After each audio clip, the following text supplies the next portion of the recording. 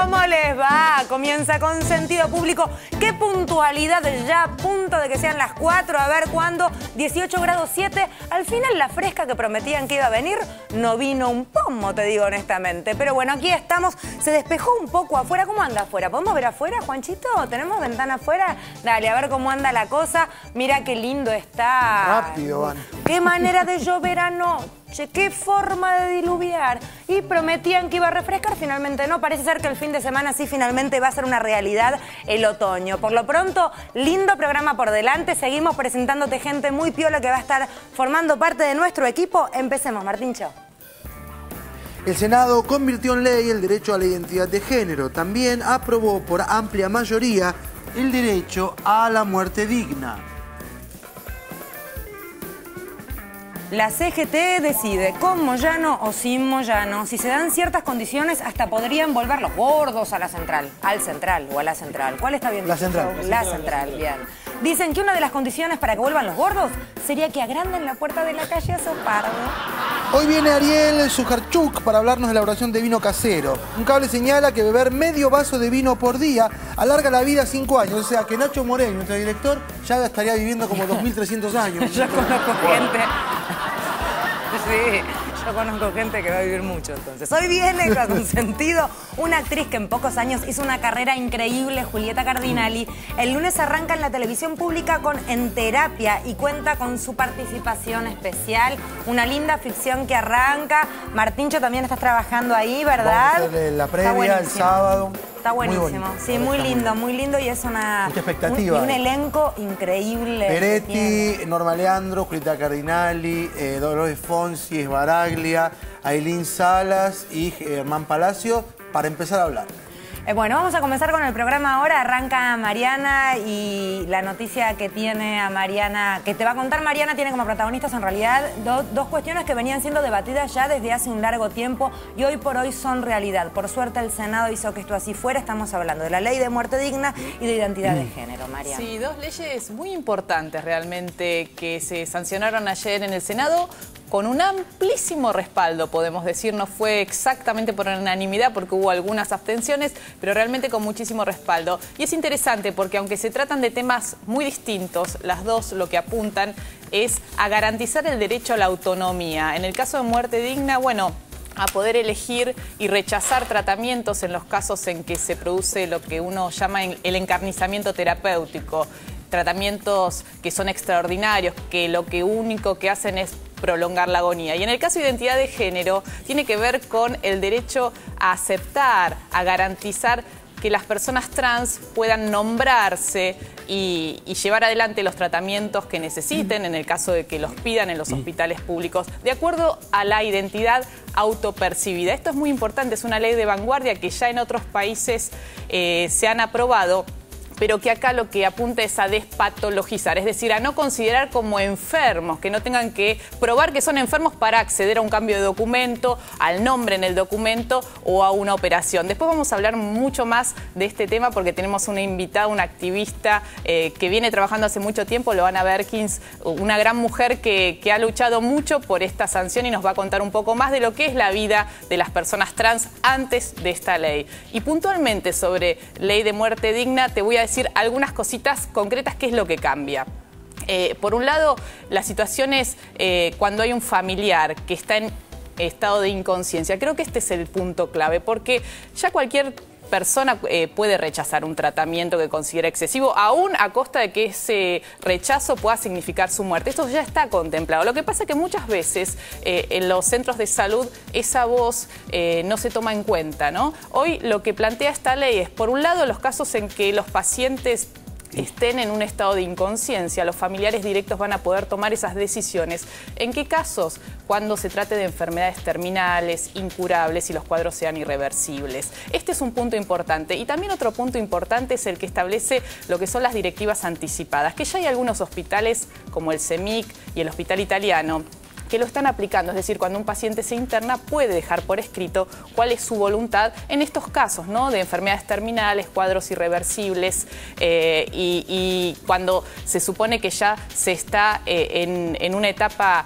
del final. Y el último punto que me parece interesante destacar y que mañana también vamos a tratarlo con mayor profundidad es el de cuidados paliativos, que también contempla la ley, que sería importante después aclarar un poco más de qué se trata, que es otro de los puntos interesantes que vienen con esta nueva normativa. ¿Qué querías decir? No, lo que quería agregar es un comentario político para también darle un marco a esto. Me parece que las dos leyes, la de identidad de género y la de muerte digna, digamos, son leyes de reforma en sentido progresista, que digamos que conectan con otras leyes de reforma en el modo en que la legislación trata la vida privada de las personas, que son la ley de divorcio y la ley de patria potestad compartida, sancionadas durante el alfonsinismo. Entonces parece que hay un hilo rojo, digamos, que conecta estos dos movimientos de reforma progresista que fueron el alfonsinismo y que es el kirchnerismo, digamos, a lo largo de la historia. Faltaría el aborto, ¿no? Y eso es lo que falta, el sí. aborto. Me parece Claro. que esa es una deuda pendiente. Por Sí, eso... pero de a poquito, paso a paso, me parece que estamos bien, me parece que vamos a Pero hay como un progreso, digamos, después de lo que fue en los 90, que fue un momento de regresión. También, ¿no? Porque... Son todas leyes de ampliación de derechos, eso es lo interesante, señala, pero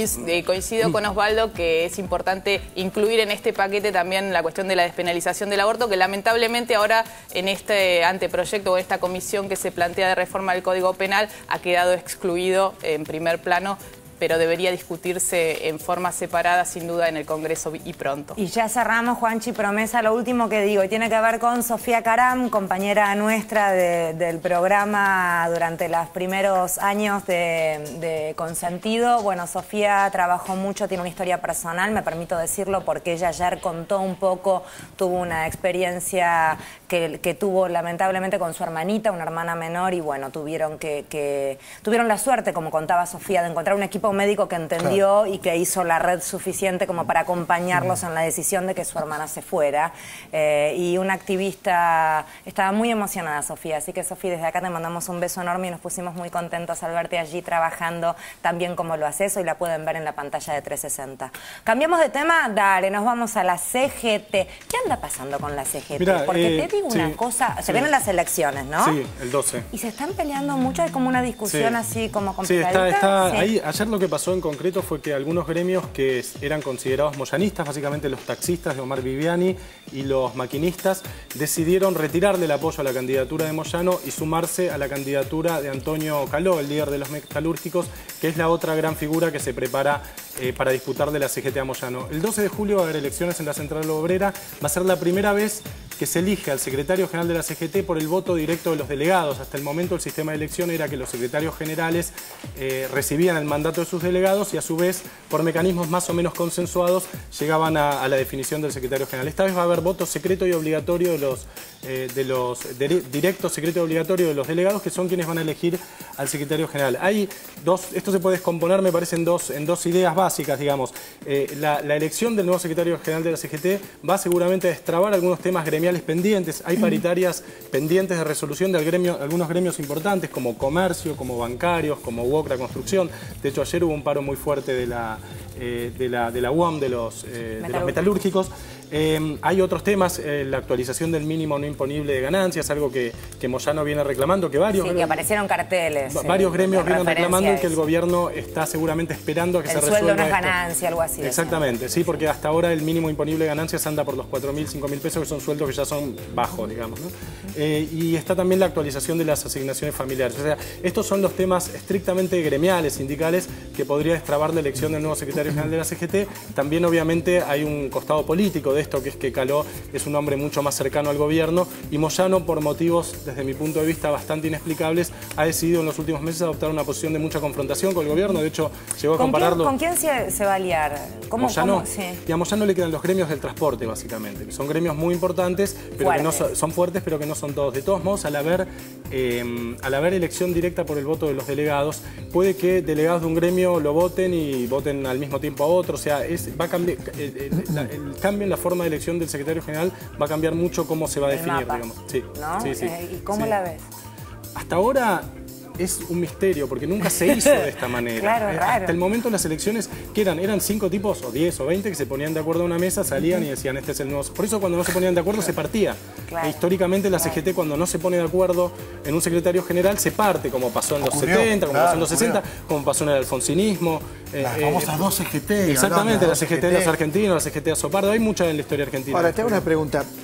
Se puso un poco delirante Moyano. La comparó a Cristina con Patricia Bullrich. A mí me parece una exageración. Sí, como que se le soltó la cadena, ¿no? Sí, hay un trasfondo político que es difícil de entender hasta el momento. Digamos que uno de los grandes, o quizás el principal aliado del gobierno kirchnerista fueron los trabajadores organizados enrolados en la CGT. Y esto no es simplemente una cuestión casual, digamos. Los trabajadores organizados han sido, si uno mira un poco los números, allá seguramente puedo hablar mejor de esto que yo, han sido los que más se beneficiaron con el crecimiento, etcétera, de los últimos años. Entonces parece que tiene más que ver, digamos, con el feeling personal y con cuestiones de relaciones personales que con una coincidencia objetiva de intereses, digamos, ¿no? Este conflicto. Clarísimo. Después me vas a hablar de todo el convito en Europa, de todo lo que está pasando, que tenés un mix lindo ahí también. Hoy te tocó fácil, mi amor. De la CGT te llevo a Europa y es así. ¿Qué le vamos a hacer?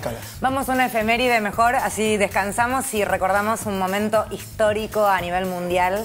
Claro, porque en 1994, un día como hoy, ganaba Nelson Mandela. Nelson Rolihlahla, como se pronuncia Mandela, o conocido como también Madiba. Es más fácil, Madiba es un título honorífico que le dio el clan Mandela. A este hombre abogado, político, que en el año 62 fue arrestado, privado de su libertad, simplemente por luchar por los derechos humanos y los derechos raciales.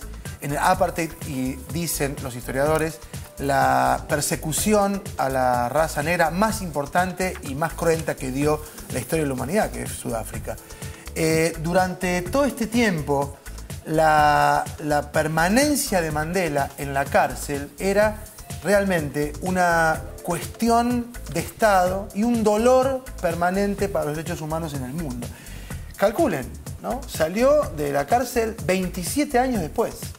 Cuando uno recorre las cárceles de Sudáfrica, donde estuvo Nelson Mandela, comprende lo que este hombre vivió, lo que sufrió allí, él y otros tantos, ¿no? Te das cuenta hasta dónde llega la irracionalidad del ser humano, dónde es capaz, lo que es capaz el ser humano de hacer en pos de la pureza, comillas, racial. Y lo que es capaz el ser humano de aguantar. De aguantar. A mí me impresiona también desde ese lado mirar como un tipo, además salió tan noble o más noble. Y una de sus exactamente, con una cabeza tan clara. Una de las primeras medidas que tomó como presidente, primer presidente negro democrático y elegido democráticamente en la Unión Sudafricana fue: no nos vamos a olvidar, el perdón va a ser enjuiciado, pero no va a haber rencor. O sea, vamos a construir una sociedad nueva. Porque si no, no se puede. Eso, pero con una estructura moral y con un pasado que le dio ese lugar. 93, Premio Nobel de la Paz, más de 250 nominaciones en premios y reconocimientos durante 40 años, durante 4 décadas, y es hoy el recuerdo de un hombre que aún con lo que ha hecho y con su edad sigue bregando por la paz y por la igualdad en el mundo. Y vos que has jugado al rugby, el rugby también como un deporte que marcó una forma de unir, así como el arte también lo logra, el rugby también. ¿Dónde jugó el rugby? En el patio de la casa. Él en San Patricio, pero estamos hablando de cómo se utilizaban los partidos de rugby. ¿En qué posición? Jugué de 8 toda mi vida, el más chico era hooker. ¿Vos jugás también? No. ¿Qué deporte haces? ¿Qué deporte tenés pinta de hacer ningún deporte? No, yo nado. Nada, típico, sí, también, tenés pinta de nadar. ¿Cuánto nadás? Sí. Nado 40 de 25, 40 largos de 25. Yo nado Chicos, esto es 50 muy... 25. Bien, Quiroga, ¿eh? 50 25. Así como se lo he hecho pelota, ¿viste? ¿Te sorprendió? Esta intimidad... Sí, Bien. basta, terminó. Sí, Pero terminó. cuando vengo mal, no pasó los 40, Suele pasó los pasar. 35. Yo 40, Bueno. 40. Pero ¿y qué? ¿Y te vas? Y me voy, sí. Claro, yo hago 40 50 minutos más o menos. Cuando uno viene mal se va siempre. Sí. Pasa ¿No quieren eso. hablarlo Mejor fuera vamos del al canal? cine, Sí, te sí, propongo después yo. lo charlamos. A ver, cualquier situación que tenga que ver con un cine, un teatro que cierra, la verdad es que produce una profunda tristeza. Este es el caso del Arteplex y dicen que peligra el Gomón. De hecho, ya Juan Cabandía a la cabeza y un montón de artistas están realizando una movida para preservar ese edificio, preservarlo como espacio cultural, un lugar que queda ahí en Plaza de Mayo y que es un lugar conocido, creo que por todos los porteños, ¿verdad? Plaza de Mayo, estoy diciendo bien, ¿no? Avenida Rivadavia. Congreso. Ahí está, sabía que estaba metiendo la gama. Congreso. Lo del Sabía, en Arteplex, Avenida... Belgrano es parte de mi quehacer cotidiano, porque yo vivo muy cerca de allí. Y francamente es un tema que nos tiene no solamente, por supuesto, a mí, sino a los vecinos. De hecho, hay una movilización el sábado a las 3 de la tarde. ¿Por qué? Porque era uno de los pocos lugares, muy pocos, donde se puede ver cine de arte. El Arte Cinema de Constitución lo tuvo que salvar el Inca, porque también tenía problemas. El Gomón no le quieren renovar el alquiler que vence el año que viene. Ahora bien, hay gente que dice, bueno, pero ¿por qué no va público? No, no es así. El que dice eso es un ignorante, no sabe. El Arte Play Belgrano va público. Lo que ocurre es que no se puede competir con lo que llamamos los críticos los tanques. Es imposible competir. Entonces, cuando Cosia habló de soberanía cultural, el delirante, porque no tengo otra palabra, de Sebrelli, lo comparó con Goebbels. Con lo cual muestra que Sebrelli está muy mal de la cabeza, porque Goebbels fue un criminal nazi. Soberanía cultural significa proteger, cuidar aquello que son bienes simbólicos, de circulación simbólica, y que son indispensables para el desarrollo intelectual y subjetivo de los ciudadanos. El Arte Play Belgrano fracasa, es verdad que fracasa. ¿Por qué? Porque tiene que pagar $20.000 de alquiler. ¿Por qué no puede pagar $20.000 de alquiler? Daban películas extraordinarias. Porque lo ahoga la industria, sobre todo la industria norteamericana. Lo ahoga permanentemente, con publicidad, con mejores copias. ¿Por qué no decirlo? Con mejores copias. Con películas que vienen de probado éxito mundial. Entonces, vamos a seguir cerrando cines. Es decir, se va a cuestionar la cinemateca del Teatro San Martín, se va a cuestionar la cinemateca del Ya, se perdió el Lorraine, se perdió el Lorraine. ¿Por qué? Porque no es rentable. Entonces yo leo algunas notas en los diarios que me perturban ligeramente la paz interior. ¿Por qué? Porque dicen, bueno, no venden entradas. Perdón, el cine independiente tiene un público, y un público que le fascina ver buen cine. Y el otro cine tiene otro público. Ahora hay que proteger a ese cine independiente que, por supuesto, que es más débil. Y eso es soberanía cultural. Osvaldo, aparte, quiero decirlo, hace menos de un mes, el Arteplex es sede del Bafisi, del festival de cine más importante en este momento, después de Mar del Plata, en el país. Ese lugar es elegido puntualmente por esta tradición que vos Está decís. bien, pero el Bafisi es flor de un día. Por eso, pero digo, ¿dónde están para Sí, salir de todas a maneras, rescatarlo? a ver, son espacios que hay que sostener por un montón de motivos también. A veces son los únicos lugares donde se pueden ver películas nacionales porque las grandes cadenas tampoco les dan espacio, en fin. Hay un montón de cuestiones que hacen a la vida cultural de un pueblo y no solamente se miden por la cantidad de entradas que vende cada cine. Estuvimos en el evento en donde un montón de artistas, personalidades de la cultura dijeron presentes justamente, nos interesa preservar este espacio. No solamente por la cantidad de entradas que se venden, por un montón de cosas más. A ver qué decía Pablo Char. La necesidad de seguir conservando, más allá de la propia arquitectura fantástica que exhibe el Gomón, y que creo que ya es una razón concreta para conservarlo como tal, como cine. A partir del año 2003, el espacio Inca ha asegurado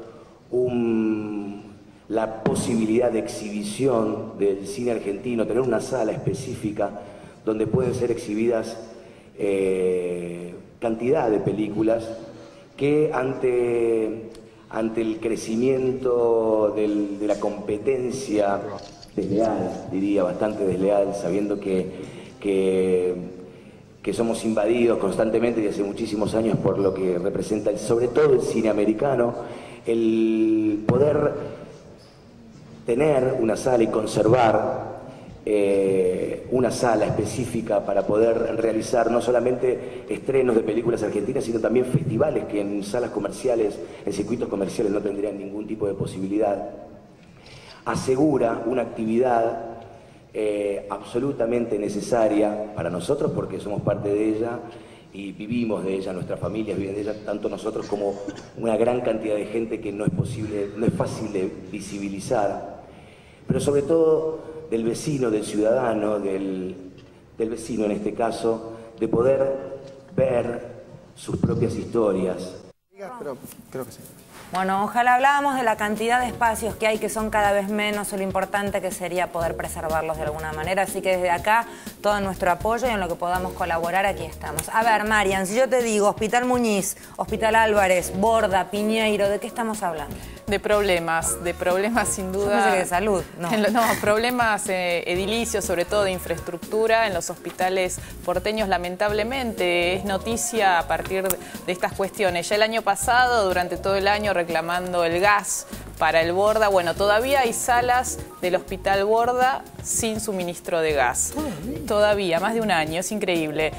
Incluso hay un conflicto más de fondo que tiene que ver con la iniciativa del gobierno macrista de instalar un centro cívico que los trabajadores del Borda rechazan en parte de las hectáreas, con lo cual deberían tirar un pabellón, un galpón que se utiliza para rehabilitación. ¿Qué es un centro cívico? Un centro cívico es mover oficinas públicas aparte del predio que ocupa el Hospital Borda, que es un hospital neuropsiquiátrico, recordemos, en el sur de la ciudad. Para eso, por supuesto, es un proceso largo porque necesitan dinero para hacer esas obras, dinero. Y para eso van a tener que vender el edificio que se conoce como Edificio del Plata, y eso requiere de una autorización de la legislatura, sí. Claro, cerquita ahí en diagonal al obelisco, claro. Ese es uno de los temas de fondo en el Hospital Borda. Lo concreto que hoy sí todavía falta gas.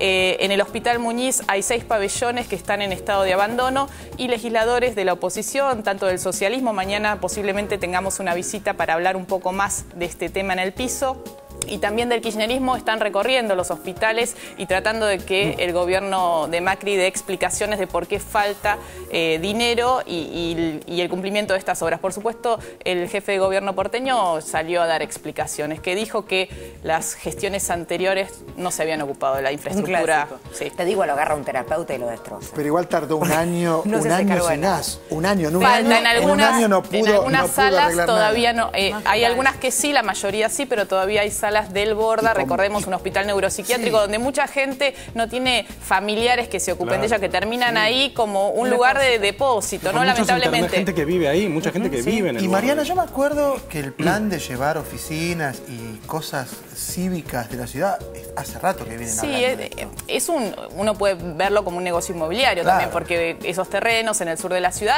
y cuando vos tenés que hacer obras tenés que contratar empresas, ¿no? A las cuales le tenés que pagar. ¿Y qué empresas de construcción se contrata el gobierno de la ciudad? Bueno, hay mucha cosa. Mañana vamos a hablar en profundidad sobre ese tema porque da para muchísimo. Vamos ahora al plano internacional, puntualmente Europa. Comenzamos por España, señor. Sí, ahí hay 3 países de Europa que están en problemas. Bueno, básicamente todos los países de Europa, salvo quizás Alemania, están en problemas. Ayer se conoció una noticia notable para lo que está pasando, sobre todo si uno mira un poquito en perspectiva con las críticas al gobierno argentino por la nacionalización de YPF, que es que ayer el gobierno español acaba de nacionalizar un banco, digamos, el 4º banco más importante del país. Se llama Bankia, tenía 10 millones de personas que tenían cuentas en ese banco, estaba en serios problemas por un banco que estaba muy expuesto a lo que los economistas, que son esa especie de poetas contemporáneos, llaman activos tóxicos, ¿no? Esos eufemismos. Esos eufemismos. La papa que quema. La papa que quema, sí, activos tóxicos, o sea, papeles que no sirven para nada. Bueno, este banco estaba muy expuesto en activos tóxicos, estaba muy cerca de quebrar, le habían sacado 650 millones de euros en solo 2 días. El gobierno español le había prestado 4.500 millones de euros a este banco, decidió transformar ese préstamo en acciones y ahora el gobierno español es, le guste o no, dueño de este banco. Rajoy, que es un hombre conservador del Partido Popular, está diciendo que no es una estatización, que no es una nacionalización, pero si uno mira cualquier diccionario no hay otra definición posible. Digamos, ¿Grecia? ¿no? ¿Qué está pasando? En Grecia hay un problema que, bueno, es económico, pero en este momento es también político. En Grecia hay 2 partidos grandes, uno de centro derecha y uno de centro izquierda. Estos 2 partidos sumados no alcanzan a formar gobierno, es un sistema parlamentario. Entonces el segundo partido, que es un partido de izquierda, de izquierda más radical, de extrema izquierda, fue encargado de formar gobierno. Tampoco lo puede hacer y es un partido que al mismo tiempo está en contra de los pactos que firmó Grecia con el resto de Europa, ¿no es cierto? Entonces Grecia está en una especie de vacío político, no tiene un norte político donde ir y es posible que haya nuevamente elecciones. Pero claro, eso te iba a decir, ¿no hay como una opción, una tercera opción cuando les pasa eso? Porque si no estamos en un lío. Claro, si el primer partido no logra formar gobierno, se le pide al segundo, que son estos de la izquierda. Este segundo partido de izquierda no logra formar gobierno, hay que volver a llamar a elecciones que serían más o menos dentro de un mes. ¿Puede salir del euro Grecia? Y es una posibilidad fuerte. Los bancos de inversión, yo no les creo mucho en general, pero los bancos de inversión están diciendo que Grecia tiene entre un 50 y un 75% de probabilidades de dejar el euro. Está en una situación económica muy delicada y ahora en una situación política, porque el segundo partido, que es este partido de izquierda, dice que no está a favor ni del pago de la deuda, ni de mantenerse en el euro, ni de asumir los compromisos con Europa, etc. etcétera. Se va a terminar de resolver cuando tengamos elecciones de nuevo dentro de un mes. Vamos ahora a Inglaterra. ¿Qué está pasando? Inglaterra, lo que pasó fue que la reina Isabel II anunció, digamos, este programa de austeridad que había sido de recorte, de ajuste, que había sido... Otra metáfora. Sí, austeridad uno a veces se contagia, no hay que dejar, digamos, se descuida, bueno, no se hay que estar contagia alerta. de las metáforas, sí. De este programa de ajuste decidido por el gobierno de Cameron. El ajuste incluye el despido de 16.000 policías, que en Inglaterra son una fuerza que tiene una buena imagen entre la población, porque en general es una fuerza bastante democratizada, respetuosa de los derechos humanos, no siempre, pero en general es bastante así en Inglaterra, a diferencia de otros países europeos como Francia. Sí, igual se me aparecen un par de imágenes. Sí, pero... de aquella crisis, ¿se acuerdan? Sí, claro. De eso. De cuando estalló todo. Cuando estalló todo y Sí. con los celulares, ¿te Sí, acordás?